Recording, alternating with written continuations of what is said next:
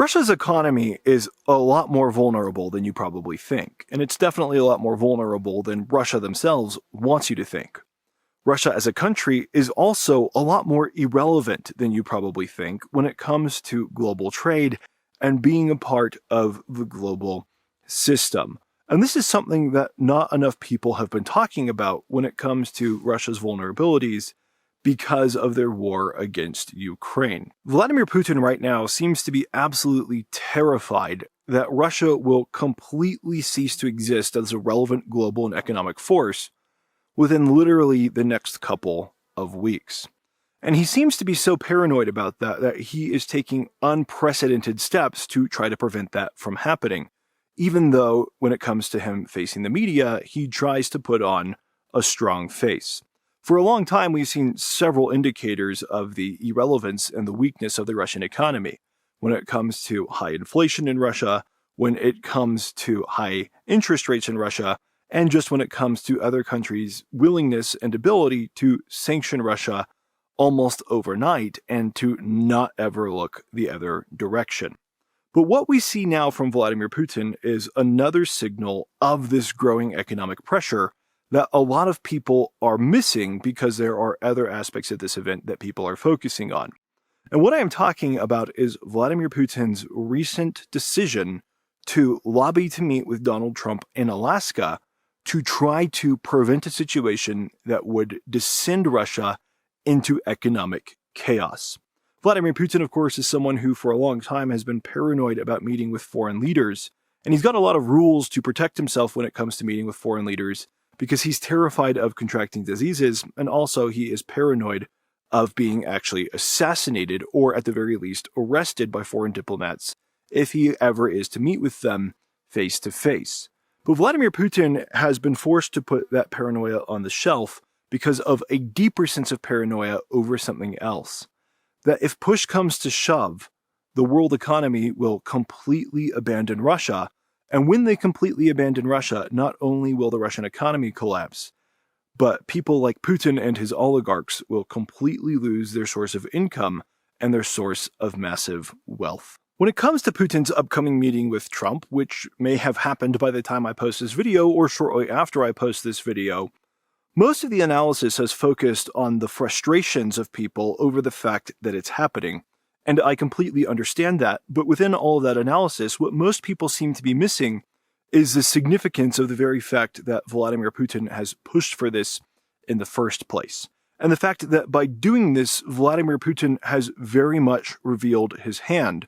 And I think has potentially revealed that the potential sanctions that Donald Trump was going to put in place and secondary tariffs on countries that continued to trade with Russia would impact Russia far more than most of us, including myself, have even recognized. Within this too, then, there is an opportunity that most people seem to be missing, which is that even if a worst-case scenario plays out between Putin and Donald Trump in their meeting in Alaska, Putin has revealed his hand, which means other countries can take the same actions that Donald Trump was going to take to put the pressure on Russia and potentially do to them the thing that they are the most afraid about.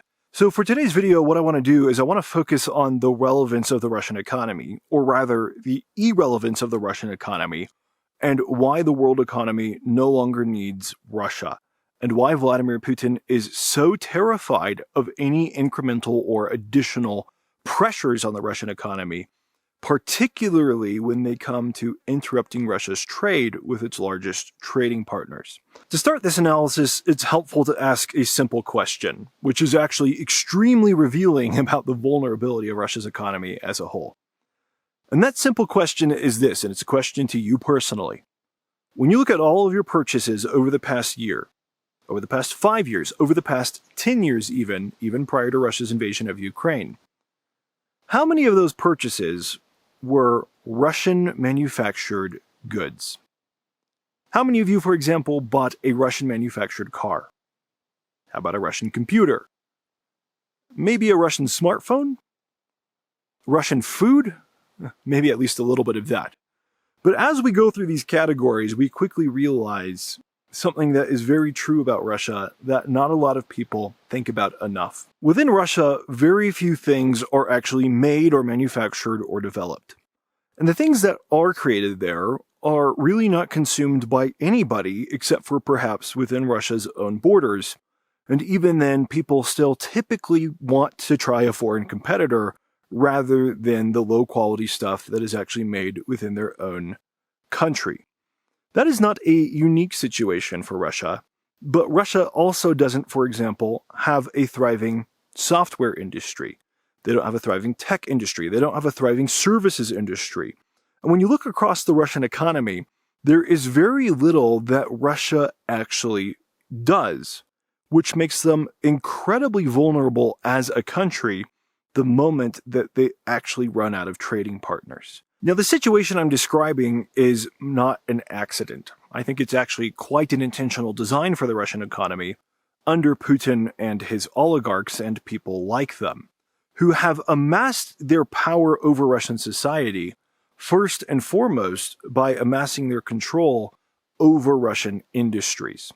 And there is very little industry in Russia where you can be a successful entrepreneur without getting taken over or taken out by a Russian oligarch. This is why people call Russia a mafia state. In the same way that if you have a city that is ruled by the mafia, entrepreneurs are not going to want to make a lot of money for themselves by being creative and inventive, because they're afraid that the mafia will simply come in and take the thing they've created and also hurt their family in the process. That same attitude really permeates across Russian society to the point that the only real industries are those that are owned and controlled by the oligarchs, which tend to be industries that are rather easy and don't take a lot of creative thinking. Industries like pulling oil or natural gas out of the ground or pulling metals out of the ground and selling those resources typically in their raw form to foreign countries, and then using the incomes from those sales to buy manufactured goods from other countries and import those into Russia. It's a system that has never worked very well for Russia as a whole, but it has worked very well for Russia's oligarchs. But it makes Russia far more dependent than most other countries would be on their ability to continue selling their oil and natural gas. And as it turns out, that has been a much bigger problem for Russia than they ever anticipated after they decided to invade Ukraine. As they were invading Ukraine, Russia and really Russian leadership had an assumption about the world that very quickly turned out to be completely wrong. And that assumption was the world really needs access to cheap Russian energy in order to continue functioning. And nobody will ever be so appalled by our actions against Ukraine that they will be willing to harm themselves by stopping their purchases of our resources. And Russia basically thought that they could keep everybody out of this war by just holding their resource deliveries over these people's heads. And in particular, Russia thought that they could hold Europe back from getting involved in the war in Ukraine for this exact reason. That assumption, though, in very early days turned out to be completely wrong. Because as Russia invaded Ukraine, Europe was very quick to turn off the tap to most of their purchases of Russian oil and natural gas, depriving Russia of their revenues in their most important area. And Russia thought Europe would never be able to do this, but Europe was able to do it because as Russia invaded Ukraine, Europe experienced some exceptionally warm winters, which means they did not need nearly as much energy as they needed before, which allowed them, albeit with higher energy prices, to find alternative suppliers across the globe, alternative suppliers that are now well entrenched within Europe and pretty much everybody that Russia was previously selling energy to. Because of this, in a very short period of time, Russia lost basically the entire Western world as a relevant global market, a part of the world that will probably not ever go back to purchasing from Russia at the scales they once did, unless perhaps there are very significant changes that happen over the next several decades. But a lot of people said, well, it doesn't matter if Russia lost the European market, they still have India and China, and they can continue funding their economy that way. And that has always only been partially true, although it has been true to a degree. India and China, of course, do buy a lot of energy from Russia, and as developing countries with huge populations, the main thing that they really want is cheap energy. And so they have been willing to put their own self-interest above Ukraine's self-interest, and they have been willing to continue purchasing Russian oil and natural gas, but they're not doing it out of the goodness of their hearts. On several occasions, these countries have really strong-armed Russia into giving them better deals on oil and natural gas that Russia has been forced to give. And on one occasion, when Russia wanted to build another pipeline from Siberia to China, which China actually desperately needed as far as energy imports, especially if they wanted to invade Taiwan, China said no. Or they said, we'll do it, but only if you give us a really low price that is equivalent to the subsidized price that you give to Russian citizens. Essentially, we will allow you to export gas to us if you do it at a loss or only at a very, very small profit margin. And so Russia has always been terrified because of the pressures that have already been put on them by India and China, which already don't, replace the European market. Russia has always been worried that they would one day lose these markets as well. And Russia knows that once they lose these markets, it really is all over for them. If Russia can't sell energy to anyone at all, then Russia can no longer continue to function as an economy because they dedicated their entire economy to the sale of these natural resources so that the oligarchs could have more control over everything that happened within Russia. They've really made their bed, now they've got to lie in it. Once we understand all this, we are primed to see why Putin is actually so nervous about Trump's threats of, for example, secondary sanctions or secondary tariffs, what he calls them, against countries like China and India if they continue to purchase Russian oil. Russia seems to know better than we do that their friends are only fair weather friends. And they seem to know that the only reason they have been willing to purchase Russian energy throughout this war is basically because there has been no significant blowback on them for doing so. In fact, if you look at it from these countries' perspectives, China and India, this war against Ukraine has been a really great boon to them from an energy perspective. It is giving them a lot of leverage, a lot of negotiating power when it comes to trying to extract better deals out of Russia. And so from a purely realpolitik perspective, you could say, how could you ever expect these countries to ever do anything different than to buy up as much Russian oil as possible as soon as the Western world stopped buying it? It's not like they care about Ukraine that much. But at the same time, these countries value something more than they value cheap Russian oil, which is their relationships with everybody else in the world. Because though as a percentage of Russia's trade, China might, for example, be a huge trading partner, Russia is not a massive percentage of China's trade, and all the trade that China does with Russia, they could just do with other people. And so Russia can see that they are only useful to China as long as there's no actual punishment on them. And they know that China is going to drop them like a hot potato as soon as there's even a little bit of pressure on China to make it no longer worth it for them. They know that China is not really this strong ideological ally that they claim to be, this friends without limits partnership. And that seems to be what Putin is responding to try to get Trump to not take this step, because he knows that once this step is taken, China will almost certainly abandon him. It's only a matter of time. Russia's fears, though, aren't just limited to China and India, not by any means.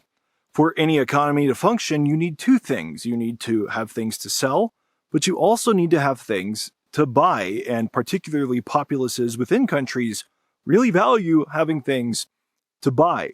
And while China might make up the sell side of the equation, buying Russia's resources to give them income, there are other countries that equally have been basically circumventing sanctions to import things into Russia because nobody has punished them for doing it up to this point.